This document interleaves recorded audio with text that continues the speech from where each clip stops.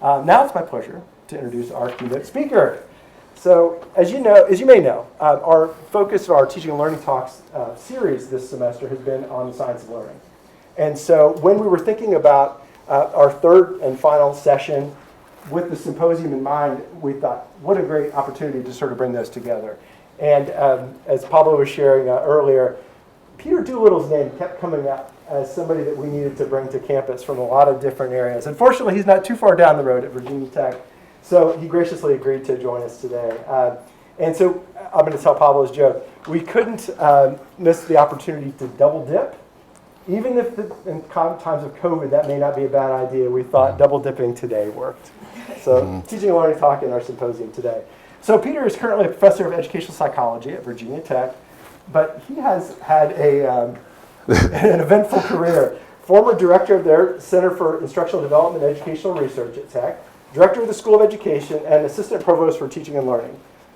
Been teaching for 30 years, graduate and undergraduate students, traditional blended, fully online classes, educational psychology, statistics, research methods, and Mike Murphy tells me a great class on college teaching.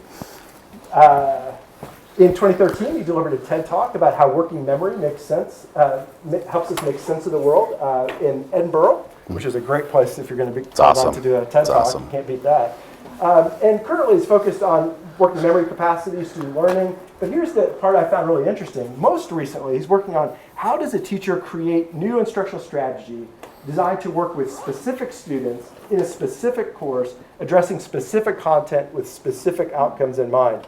You see the common thread there? That's something that we've been learning in educational technology for years. It's like the context and the students and the content matters a lot. So really great. And then also the relationship between essential learning processes and implementation of specific instructional strategies. So I think you'll see this is a great fit for our event today and as our last Teaching and Learning Talk. So please join me in welcoming Dr. Peter Doolittle. All right, well, I want to thank Mark and Pablo for getting me here and for all the people I paid to say nice things. So it's good to see that has paid off. So my name's Peter Doolittle, which of course makes me Dr. Doolittle. All right. So I'll be checking out at the 5 and 10, and somebody will laugh at my card, and they'll look at me and go, "Are you a doctor?" And I get to go, "Yep." So all that schooling just for that one moment to make it something to hang into. So after 30 years of doing this, the space that I'm in, that was one of the things that Mark asked me is looking at what do we mean by active learning, and then how do we integrate it into our classrooms. And so all the specifics in that sentence are yours, because I don't know your students, your class, your topic, unless you do the exact same thing I do down the hall. You're going to need to make some of these connections. So as we go through, I'm going to create a framework. But you know your students and what they bring to the classroom. You know your content. You know your environment. You know your outcomes. And so those are things that are on your side of this equation. And there's several cables here. So I'm going to apologize in advance as I tumble at some point. I'll pick myself up and keep on going. So today I'm going to put you to work. It doesn't make any sense doing an active learning session if all I do is talk at you. Okay, years ago when I was talking about constructivism, it was the same way. I hated to go to sessions that were constructivist, and there were 47 slides with 47 words on each one. I kept thinking, you've missed the point somewhere. So I want to provide a quick video to frame kind of my intent.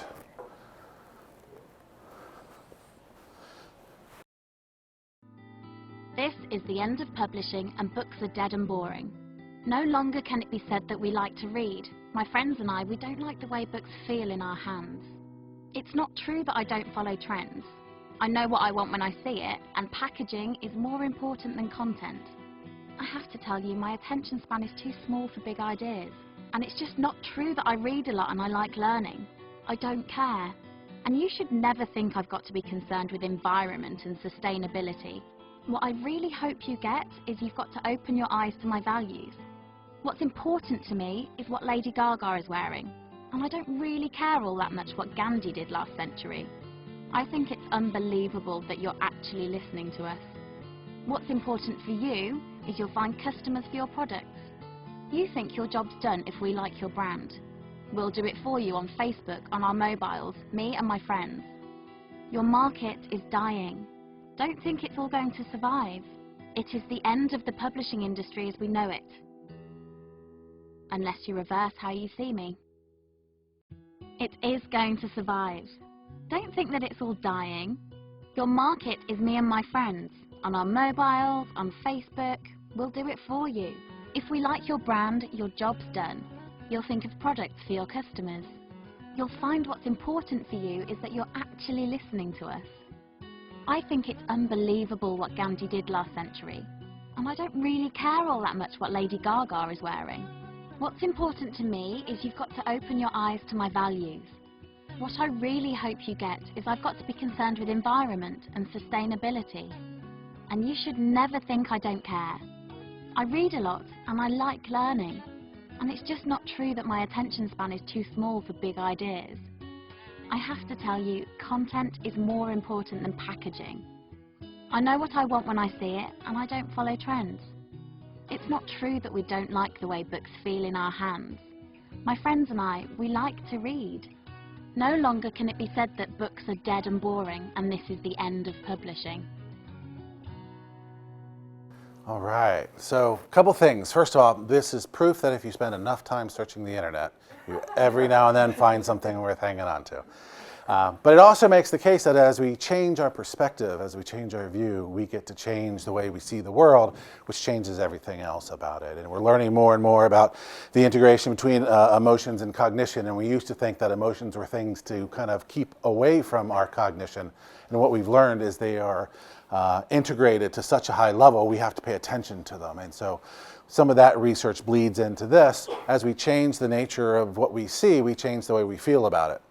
And so that's where we're headed. So I'm hoping to present perhaps a different way of looking at active learning, because if we did a survey according to the surveys, most of you would go, yeah, active learning, that's a good thing. Right up to the point to where I say, so what is active learning? You know, you're active and you're learning, which is typical. Typically, when you ask people to define active learning, what you get is engagement. And then you say, so what is engagement? It's active learning. All right, and so you end up kind of in this circular space. So I'm going to ask you, I'm going to give you exactly 3 minutes to write one sentence definition of what is active learning. Okay? And the clock is ticking.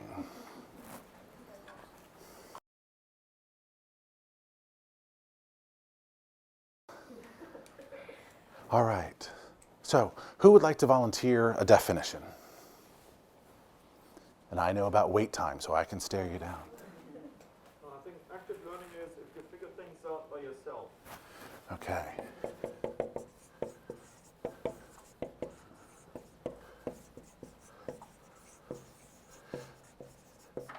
Figure things out by yourself, okay? Good. Who wants to add?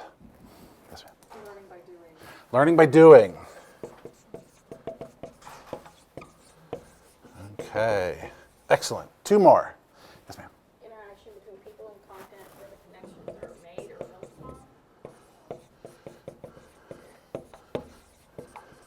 upon. Interaction and connections between people and content. And, yep. Getting students to discover, produce, think, or feel, and make connections while involved in the content. Discover, produce, Think and feel. think and feel. All right. Excellent. All right, so this puts us all in the right ballpark.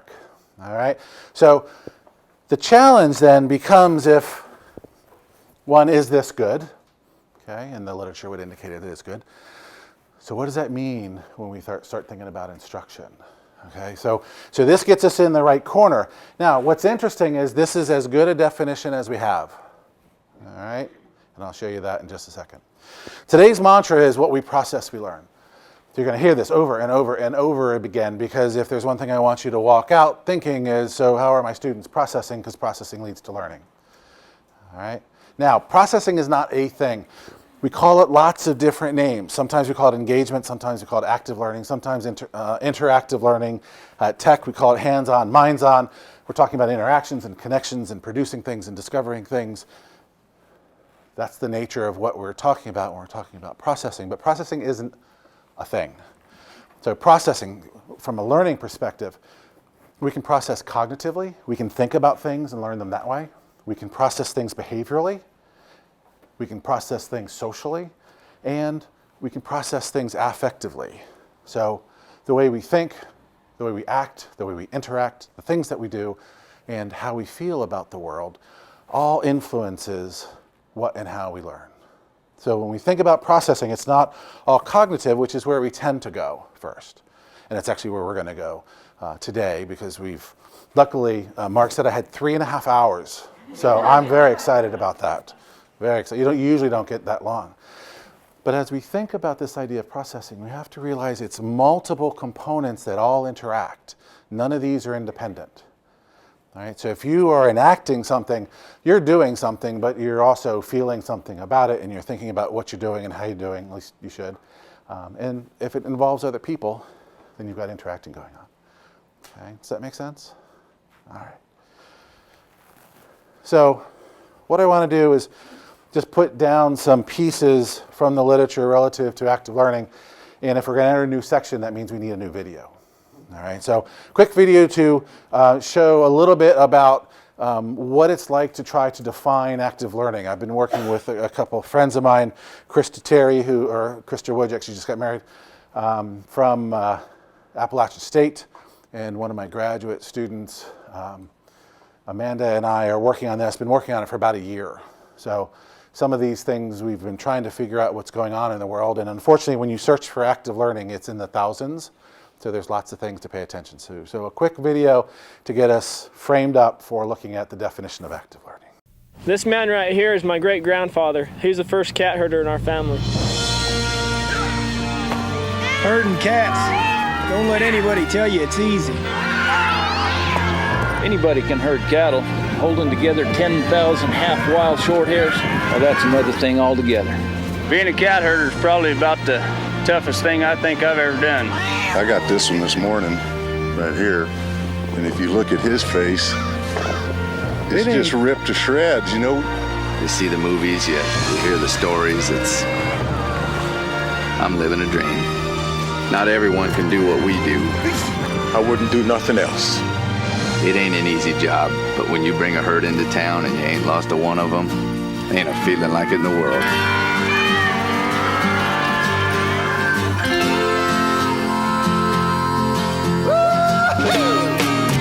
EDS, managing the complexities of the digital economy. All right. It's so funny because I used to use this a lot, and then everybody had seen it, so I stopped using it, but it's been long enough that I can bring it back. There was a period in time when EDS had the best video advertising. Otherwise, I've got a whole slew of them. At that point, and this was 15 years ago, I thought, I could probably do a workshop and just go from video to video to video all the way through a couple of hours worth, and we would be fine. So it's a challenge. It's a challenge to define active learning.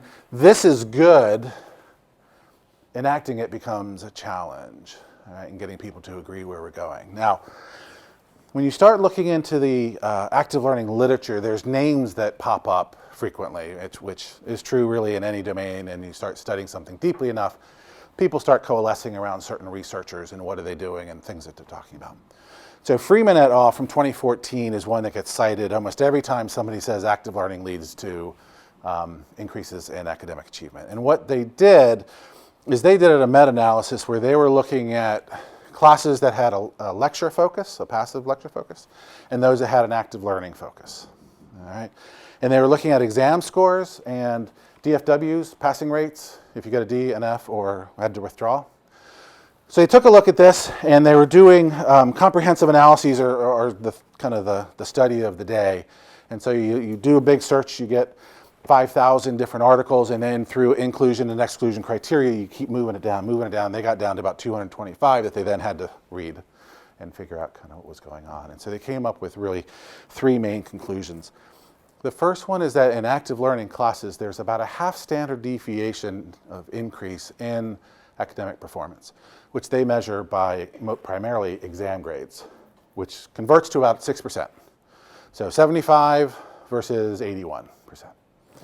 The other is a difference in the DFW or pass rate, to where in an active learning class, you get about 22%, but in a traditional lecture, about 34%. So the number of people who fail or leave the class went down about 12%. So we're getting 6% increase in learning, 12% decrease in in DFW rate. That's a good thing. And so this gets quoted a lot because part of this as a meta-analysis brings together a whole bunch of research. This was in STEM. One of the things that we found in our research is STEM and the medical fields seem to be the two fields where there's an awful lot of research on this, but we'll get to more of that in a minute. And the greatest effects are for smaller classes, okay, which probably shouldn't surprise many if you've ever taught a class of 300. And when I was working in our Center for Teaching and Learning, I worked with somebody who taught a class of 3,000 face-to-face. All right? So it was in our giant performance hall, and literally from the front to back, there would be about 2,500 students. And he would put on his show and do his thing, and he was really dynamic, and it was quite the thing to see. He has since shifted to the online world, partially for pandemic reasons and partially just because. That's just a weird environment, all right? And so it works across all groups, but smaller classes seem to be better, okay? Now, if we continue with Freeman, how does Freeman define active learning? And this is the part that we need to unpack just a little bit. He says that active learning engages students in the process of learning through activities and or discussion. So active learning involves activities and discussion, as opposed to passively listening to an expert. What do we call passively listening to an expert? Lecture, all right? So what he's talking about is the difference between lecture and something that's not, okay? Which is what he ends up framing up. So he's got a passive end and he's got an active end. The passive end is lecture, and what he means by lecture is somebody's talking and somebody's taking a note. Not interactive lecture. There's not going to be any clickers going on in these lectures, and they're not doing think, pair, shares or standing conversations or any of that. It's basically stand and deliver, okay? Which makes the active side for this study everything else, all right? But they're upfront about this, okay? He says this study's intent was to elevate or to evaluate the effect of any active learning type.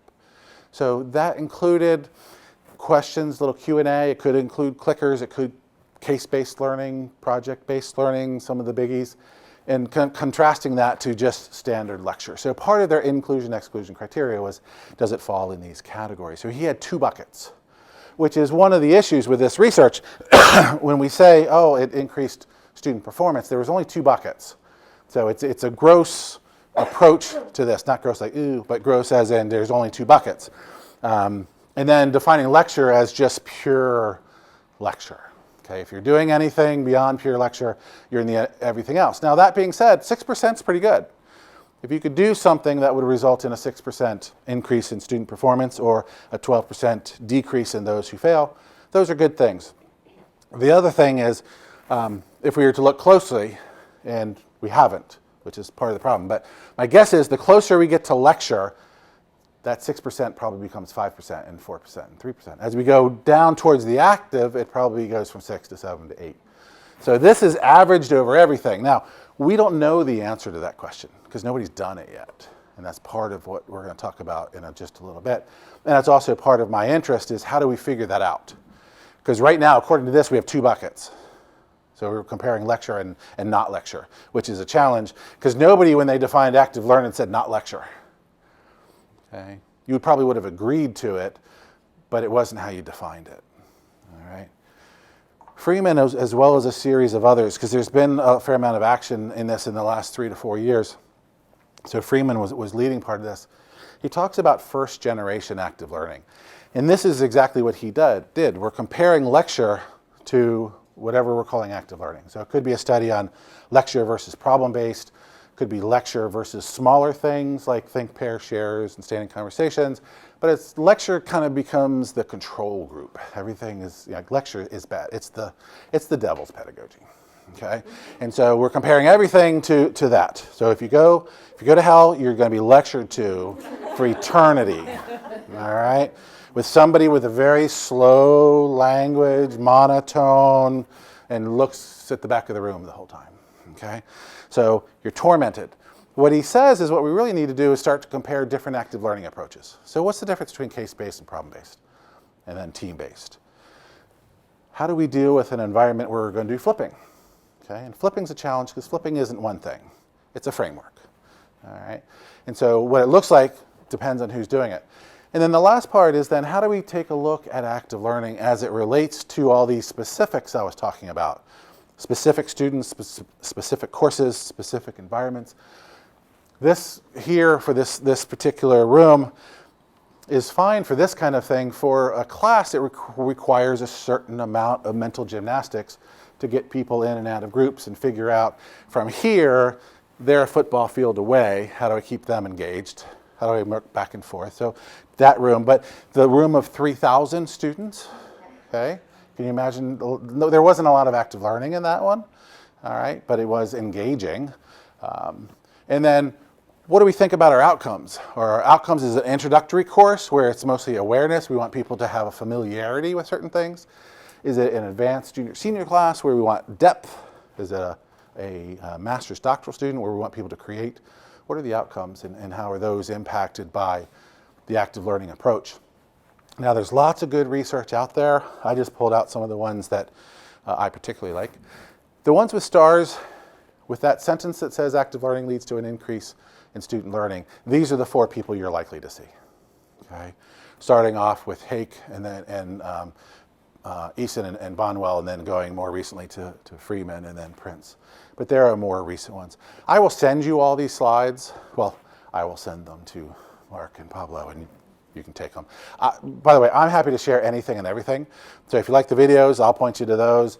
If we're going to do an activity, if you like that, happy to give you that. I believe in sharing. Open source education. I've heard that before. All right, so there's lots of good things going on. Now here's a couple of other general findings before we start to pare some of this back. The first one is that active learning tends to increase academic achievement and decrease DFWs for underrepresented students in STEM. Okay? So it closes the achievement gap. Doesn't make it equal, but it closes it. There's other indications from active learning that it helps students that are having difficulties in classes, especially those that don't have a firm academic background. Students often perceive that active learning results in less learning. And the literature on this is really kind of weird. From a student's perspective, the more I have to try to learn something, the less I learn. And the less good, you're lousy if I have to work hard, is often the way students see this. And so the problem is, we know that learning is effortful, but we have framed it around this idea that if you're smart, everything's easy, which isn't true. If you're smart, you're the one that's been doing all of this effort to learn more, and the more you know, the easier it is to know new things.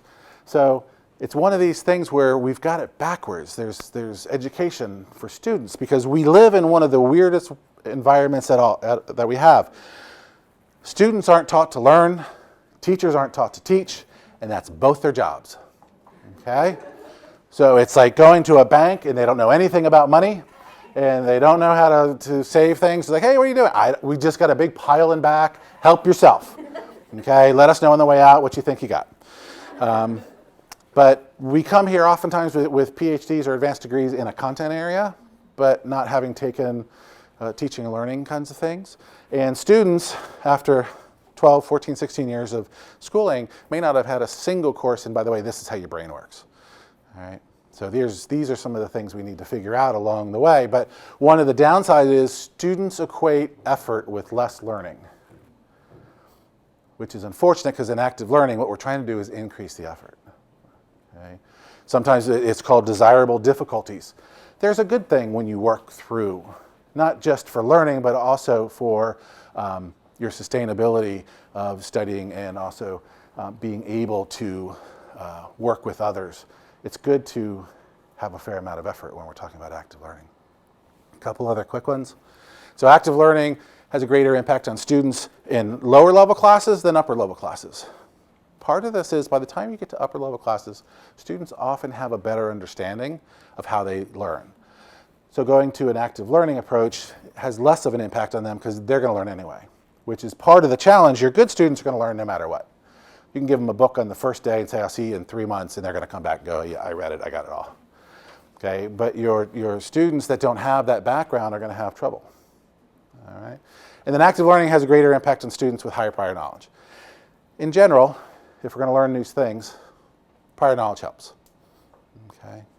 I read a recent review of prior knowledge, and two of the findings, one was prior knowledge is relatively stable, and two, the more prior knowledge you have, the more likely you are to learn new things related in that domain. Okay. So far, so good? I'm going to take a breath. Okay. All right. Give your brain just a second to relax. Now, we're talking about active learning like it's the bee's knees. It's the thing that everybody's got to be doing, and it's just awesome. But there's a dark underbelly to this, all right, that you've got to just think about. So a quick reality check to let you know I'm not here selling you something. I don't have an active learning book for 1995 and also an accompanying website. Not yet, anyway. So a couple quick things. Active learning takes more time. It takes more time to prep. It often takes more time in class. It takes more time for students. Active learning, especially in a flip model, part of it occurs outside of class. And then they do things in class, and they might do things after class. And that makes students grumpy.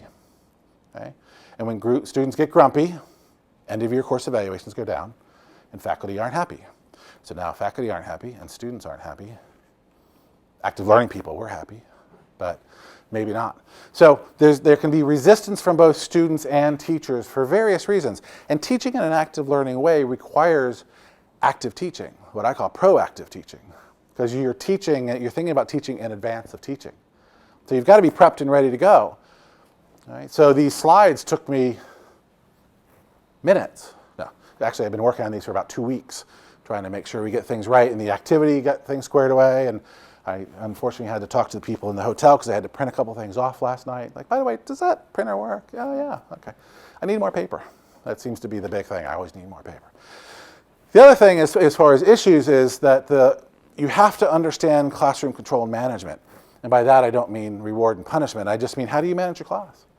You know, one of the things that I'm always trying to, when I worked at our Center for Teaching and Learning for 10 years, is this is your space. Set it up however you want. So if you need groups or circles or whatnot, get here 15 minutes early. When that last class leaves, you start shuffling stuff around. Or do what I do, train students to do that. So when you come in, we're gonna be in circles today. Oh, okay, and they spend 5 minutes instead of you spending 15 minutes. But there's nothing sacrosanct about the room, other than you need to leave it the way it was when you found it. Otherwise, again, people get grumpy. But you need to take control of your space. And then how do you manage it? Again, if we haven't been taught how to teach, how do you prep for group work? How do you get students into groups? How do you facilitate groups? How do you get them out of groups? How do you get them to report out? Those are skills. Because if you put them in groups before you give them directions, everything just falls apart. Now you're going to spend 10 or 15 extra minutes explaining it all. And then what are directions? What is it you're asking of me as I get into this classroom? I need to know specifically what I'm supposed to do. Otherwise, we're talking about lunch. Until somebody comes by and says, do you know what you're doing? No. And now you're going group by group explaining things. But once you understand that, then getting in and out of groups is fine. But you need to have the management skills. Lack of appropriate classrooms. This is a flexible room, but what do you do? We had this in our business school for a long time. Every seat and every desk was bolted to the ground. So active learning involved standing and moving off to the side or trying to turn yourself around, but the chairs wouldn't turn all the way around. They'd turn halfway around. So you're turning and then you're looking this way. So what do you do in these spaces if you really want to get people active? Whether you're doing groups or you're doing presentations or you're doing projects or you're doing design-based, doesn't matter. What's the nature of the class? And then finally, it just might not work. All right? One of the things, and I'll say it again later, active learning is not magic. Can't say, oh, I did team-based learning. They learned 1,000% more. Okay? Could be, yeah, I did problem-based learning. What happened? Absolutely nothing. For various reasons. Okay? It could have been they weren't prepped for it. Could be that it was just a bad day. There could be lots of reasons why a particular pedagogical approach doesn't work. And so the reality check is this is a part of education that we need to work on, understanding that it's going to take some time to get some of these things sorted out. We're not building rockets. Okay? We're working with students, which is a whole lot harder, okay? Because students don't, generally with a rocket, it does what you ask it to do, and if it doesn't, you can usually figure out why. But with students, even if you get everything right, doesn't mean you're going to get a class where everybody just gels and it's fantastic. All right, students have this nasty habit of doing, student things. We do the same thing. We're humans. All right, and so even if you do everything right, it may not work. And so you have to you come back, and the same thing that works at 10 o'clock might not work at 2 o'clock. And Monday morning versus Friday morning, I teach 7 to 10 p.m. Tuesday nights and Thursday nights. So I'm getting to them when they've already had a full day, and half of them want just to go to sleep. All right, and we talk about that. Like, yeah, usually 7 o'clock, I'm doing my wind down. Okay, I'm doing a little bit of Netflix, a little bit of reading, going to have something to drink, and then I'm going to bed. And I'm like, no, I need to put you in groups, and I want you guys to do this, and then come up and do some presenting. All right, so everything's active, and I know at 9 o'clock, all the energy runs out of their toes and goes right to the door and out. And so about 9 o'clock, they go, I'm like, okay, time to get something going. I've got to get them active because I can't lecture at 9 o'clock at night. One, I can't, and two, they're never going to understand it. All right, so we have to think about this as a reality check as we move along. Now, when we're thinking about active learning, we need to know what we're doing. And so the first thing is we have to define it. Problem is, the literature is pretty sparse on this. So Dreesen in 2020 looked at 3 years of research from biology education. It was a review, so they narrowed things down and they looked at 148 articles, and what they found was that 84% of them never defined it.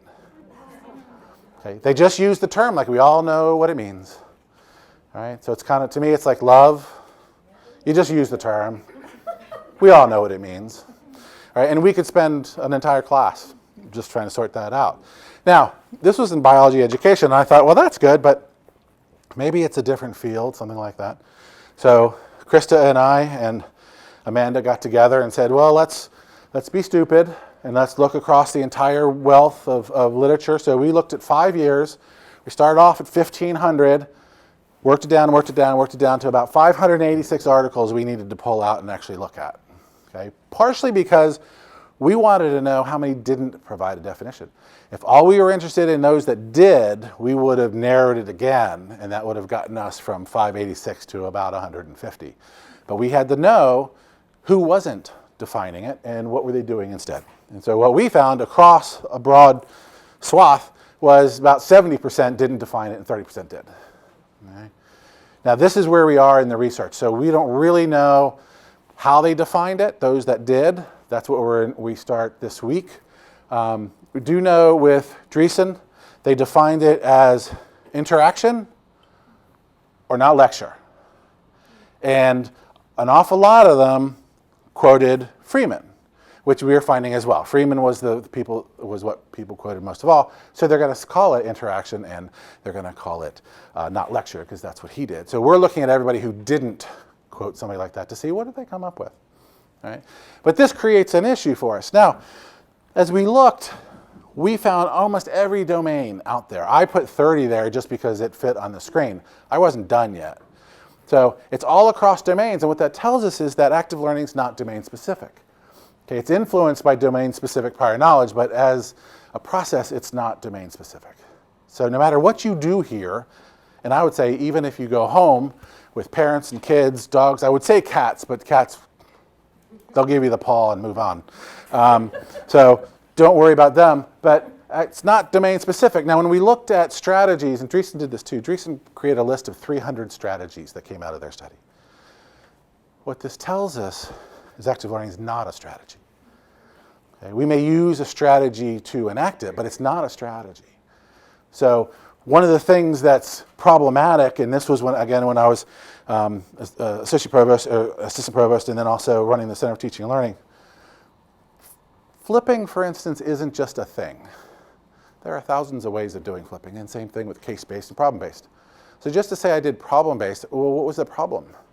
Because you got to get the problem right. There's a sweet spot. If it's too easy, everybody just does it and they're done in 10 minutes and nobody's learned anything.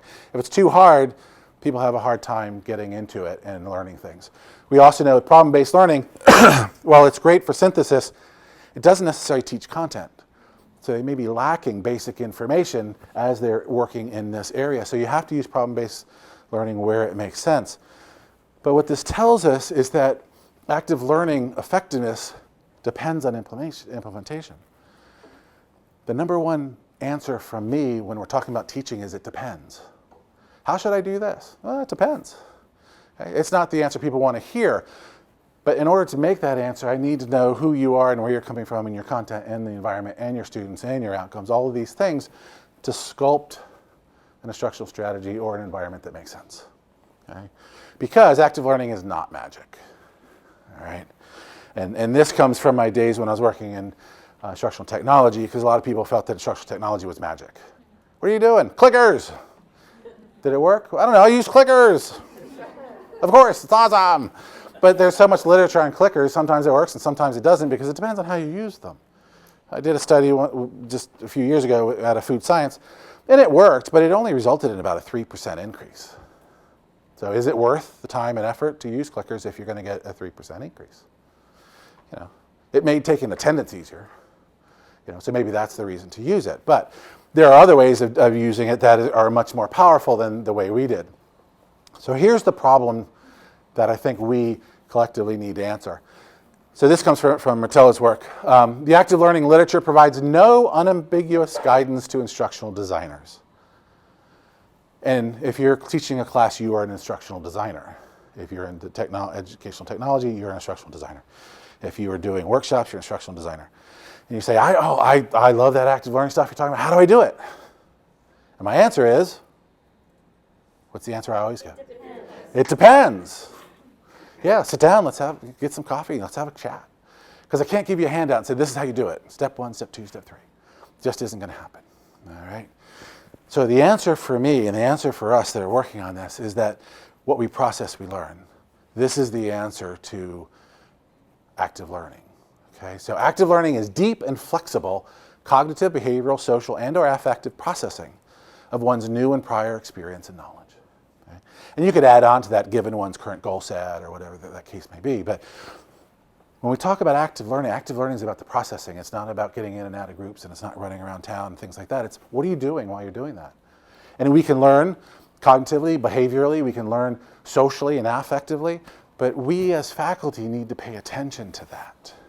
Okay? Does that make sense? It's a different way of looking at things than just pulling out a strategy. Right?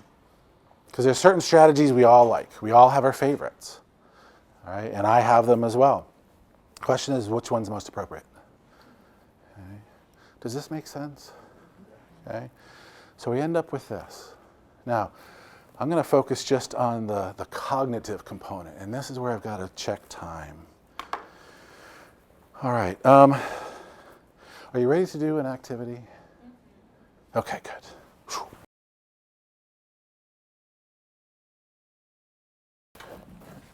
All right. Woohoo! How are we doing? All right. Now, what I'm going to do, I have the teacher's guide here in the back of the book. So I'm going to go through these. These probably aren't in the same order. So we'll figure out kind of what's what. So falling snow. Very good. Give yourself a point for each one you answered correctly. Blue sky. Blank sun. Bright sun. Windy day. No, I got that back. Yeah. Blank day. See, I had trained you and then I changed it up on you. Okay, quiet. Forest. Friendly. Wolf. Blank food. Nice. Blank airplane. Okay. Picture. Very good. Walking. Good. Blank child.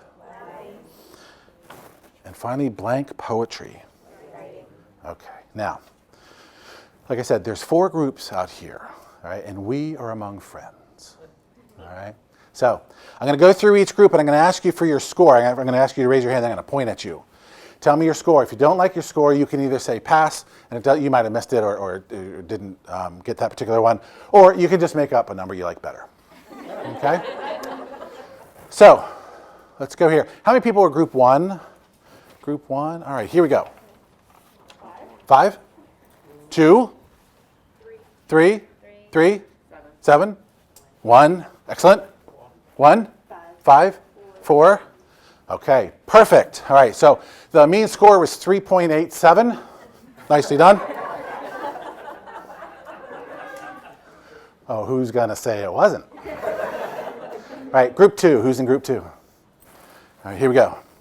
7. 6. 2. 6. 7. 3. 2. 8. 5. Okay. This one was actually just a bit higher than that one. This one would have been about 4.9. All right, who's in group 3? Here we go, group 3. 5. 10. 10. 12. 6. 6. 8. 8. 8. Perfect. All right. So mean score there was 8.11 repeating. All right. And then let's go for group 4. Who's in group 4? Group 4. Here we go. 12. 9. 11. 11 and a half. Round up to 12. 9. 11. 9. 12. 12. 12. 12. 11. Boy, that's the bluebird group. All right. So, as an educational psychologist, you love this. Something worked. All right. The question then becomes, what was the whole purpose of this? And let me tell you what the directions were, and then we'll see what made sense. Group 1 was asked to count the number of vowels. Okay. Group 2 was to repeat it 5 times. Okay. Group 3 had to write a 4 to 5 word sentence using the phrase. And then the last group, had to create a mental image. What's the difference between 1 and 2 versus 3 and 4? Right on. Yeah, somehow I just knew. What's the difference between 1 and 2, 3 and 4? You're using it, you're being active, you're thinking about something with it. Yeah, 3 and 4, you're doing something with it. You're active with it. What else would you add to that? With 1, you're only seeing a part of it and you're not seeing the whole thing, so it's harder to remember. Yeah, you only see part of it. Can you do number 1 and not actually understand the language the word is in? Yeah.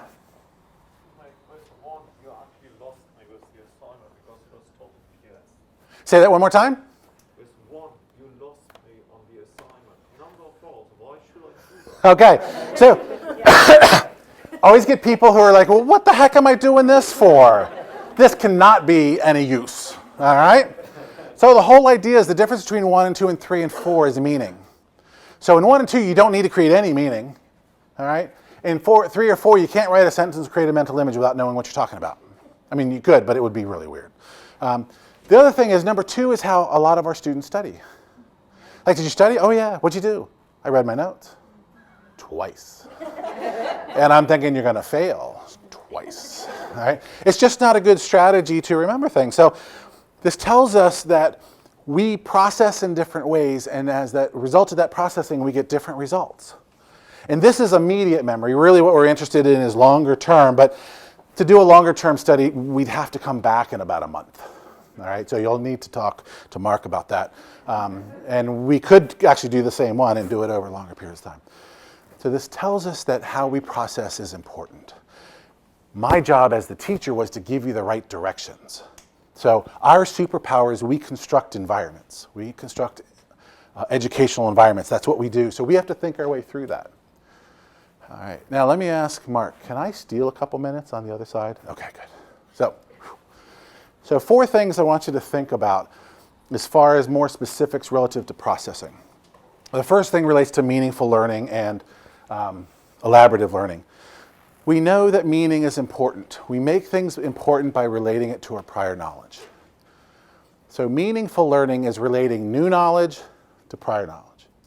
Elaborative learning is relating your prior knowledge back to the new knowledge. All right? So if I'm talking to you about cats, let's say this is a course somewhere in the veterinary medicine, I'm going to say something and you're going to relate it to cats. But then you can take your experience with cats and wrap it around that information. Oh, I have like 3 fluffies. They're all great. And as you do that, you're increasing the number of connections and it becomes more meaningful. we as human beings are not very good at holding information independently. We've got to connect it to something or it flies away. So we are meaning-making machines, and this is the first way that we do it. Now, the second way has the worst title ever. Okay, the act of retrieving information increases retention, not the amount of exposure. So reteaching generally isn't the answer. We need to ask them to produce something coming our direction. So if you're doing a review for a class, the students should be the one doing it. Okay, doing 5 minutes of lecture over again isn't going to help them. Ask them questions. So write your definition of active learning. Great. Talk about its importance relative to that. It's the retrieving part and using it, what we call retrieval practice, that strengthens those memories. There are signs in this building you have passed 50 times that you still don't know what that sign says. Even though you look at it, but you're not processing it. All right? If it said meaning of life this way, yeah, that'd be good. So the testing effect is that we want students to retrieve information. And unfortunately, it shouldn't be called the testing effect. It should be called the retrieval practice effect. Because testing sounds like you're going to quiz them every day. Please don't quiz them every day. But get them to produce something for you every day. The generative effect is just that. We tend to remember things better if we create them ourselves. So here's here's where we've been. Write me a 1-paragraph summary of that, as opposed to here's the 1-paragraph summary. Okay. Create a problem and have the person next to you solve it. Because we know in problem solving, creating problems is a good way to start to think about how we go about it. So we need to get our students to produce things on their own through retrieval practice and generation. Does that make sense? So we've got to connect it to our prior knowledge. We've got to get them actively, reach back, grab it, pull it forward, do something with it. Spacing effect and interleaving. Learning takes time. So we need to revisit information over time for students to really understand it. The newer the information, the shorter the space. But if you've been doing it for a while, space it out. It's one of the reasons why as teachers we get really good at our content, because we go back to it over and over and over again. And students ask just the most interesting questions. So then every time they ask a question, you have to go back into your mind and find that information, put it in a form that makes sense to them, and let them have it. And every time you do that, you're spacing access to that information over time.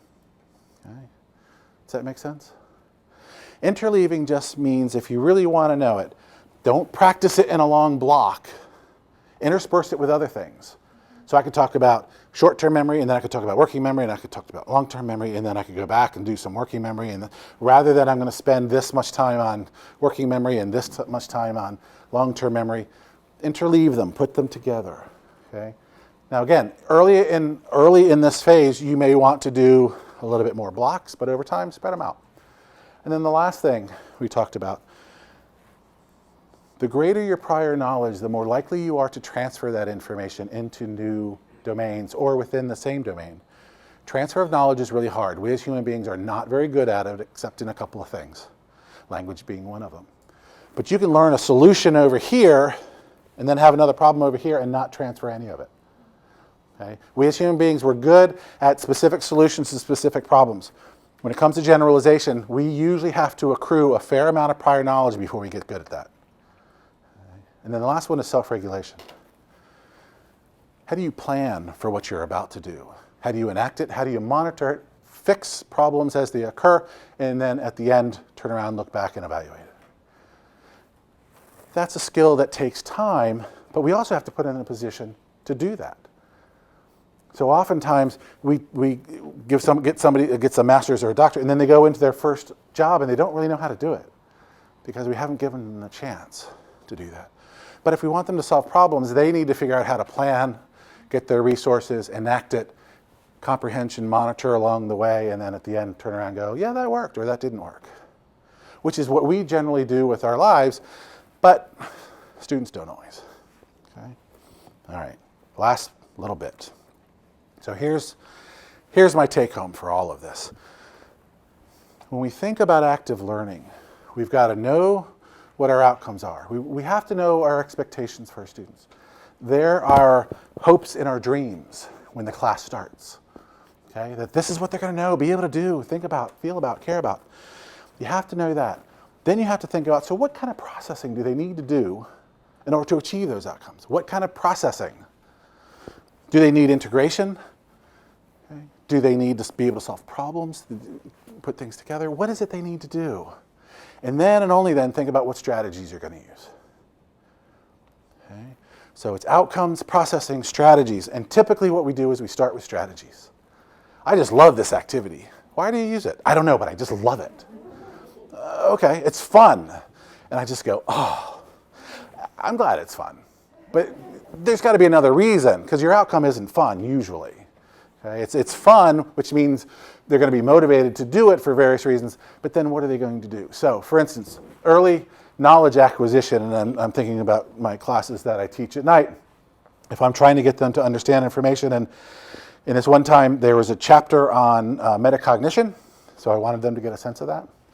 And so I divided them up into groups. I did what was called a jigsaw. So I divided the chapter into 4 groups, or 4 pieces. 4 groups, each group got a piece. They had already read it because they had to write me a summary before class. They come in, they then work with it again, create something they can teach to the class. Right? Now, the things down the bottom are what we were just talking about. So that particular early knowledge acquisition, I need meaningful learning and elaborative learning because they don't know this information well. They need to make sense of it. Okay? But while they're doing that, while they're making sense, they're retrieving it, because this isn't the first they've seen it. And they're generating these materials they're going to use to teach to people. And they've done it before they came, they wrote the summary, and now they're doing it again, spacing effect. So I know that using this small group jigsaw is going to get me what I want, the processing that I want. So, but I've got to know this first. Okay? I've got to know what I want from them, the kind of processing that's needed. And this is actually my class, so you can see them group here and group here, group here. There's another group over here that you can't see. I tend to teach classes between 15 and 20 people. All right. Now, second example. We were doing active learning, and as we've talked about here, it's kind of difficult to define. So I wanted to get them to define it, to spend the time to marshal their resources, okay, to organize it, synthesize it, and then come up with a group definition. So I put them, like the other one, into 4 groups. Each group came up with their definition, wrote it on a big Post-it note. And then I took these 2 groups and put them together and said, now, synthesize your definitions. And these 2 groups, synthesize your definitions. And then they did that for a little while. And then I put all of them together, synthesize one for the class. So in doing that, I wanted them to retrieve, but really the whole thing was about generating the definition, a spacing effect, because they had to revisit all those resources, a lot of prior knowledge growth. They already knew about active learning and all those things. I wanted them to grow in a more advanced way. So knowing these things, I had to come up with a strategy, and the one I used was the small group to large group approach. Okay? But I need to know this first, otherwise I could have just lectured to them, and it would have taken me 20 minutes, and nobody would have remembered anything. Okay? Then the last one, so this is them. This is one group. That's 2 groups working. This is 2 groups, a bunch of people over here, a bunch here. You can see their individual definitions. Then the last one was just last night, 2 nights ago, where we were doing problem-based learning. And we've already done all the background work on it. And so what I asked them to do is to create a tri-fold information sheet that you would give to new faculty on how to teach better, how to reach students more. Because we'd covered all of the things that need to go in there, but never in this format. So I wanted them to retrieve it. They're going to generate this. They're going to revisit it, so they're spacing. It's interleaving because they're covering everything from the semester. Growth and prior knowledge and self-regulation. They've got to figure out, how do I create these resources? Okay? So once I know that, I need a different strategy. Jigsaw isn't going to work for this one. So we did a big problem. I gave them an hour and a half to come up with what's going to go in there and how they're going to organize it and then create it. And this is them doing some prep work. So we need to figure out what are our outcomes, what kind of processing do we need, and then figure out what do we need to do in our environment to bring it home. So outcome, processing, strategy. Does that make sense? Okay. I am done. Thank you.